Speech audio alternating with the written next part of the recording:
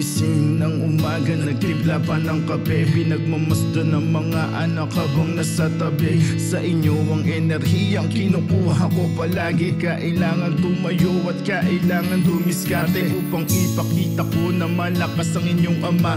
Ngayon tutungo sa kliyente, dasal ako'y kumita. Mga putik na ito, hindi hadlang ang mga grasa. Para sa inyo ito, kahit hindi nyo nakikita. Nang dumating ang tanghali, wala akong nadatnan. Nasa kaya ang mag-iina ko, may pasalubong pa naman akong dala. Nang biglang nag-text ang lalaki kong anak, nasa Dasma daw sila, sa isip ko ay di tiyak. Pero okay lang naman kahit ako'y nag-iisa. Ngunit bakit may pumapatak sa aking mga mata?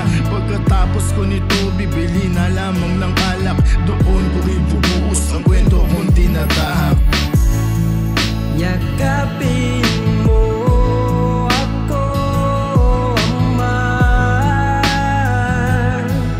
Sabik sa mga yakap mo. Pag ako'y umuwi, tila lahat nakatingin. Nagdududa na ako sa kanilang mga tingin. Hindi ako naman panatag, parang laging may panganib. Sa pamilya buo sa'kin, basta't ako'y alanganin. Dumaan sa may tindahan, bumili ng pampaamat para maibsan ko ang dinadala na bigat. Pag uwi ko sa tahanan, tingin ko wala sila. Kaya dito ko sa bote, muling magdadrama. Ay salamat po ama, dumating na din sila. Masaya ako makikita ko ang mga prinsesa ng buhay ko. Kaya dapat ngayon ay masaya. Dumating na ang mga anak ko, di na ako nag-iisa.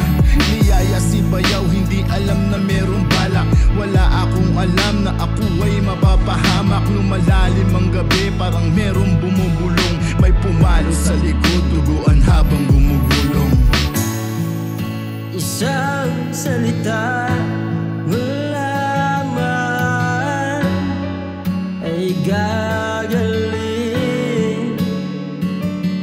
Minulat mo ako sa mundong kinakaya ang sakit. Mga dumadating sa aking aral mo mapapait. Matatamis na karanasan ay hindi ko pagkakait. Isusulat ko sa musika sa'yo ay hahalap Panginoon. Ikaw ang sandalan sa bawat balak. Makasalanan man ako, ang aral mo ang laging hawak. Bawat di nadamang sakit, yun ang laging tumatarak. Pagod na po ako, sana naman ay may kayakap. Iiyak ko na lang para naman ay maibsan ang kalungkutan na dinadala. Hindi ko matakpan, yakapin nyo po ako, baka hindi ko matakpan ang pait at sakit na aking nararanasan.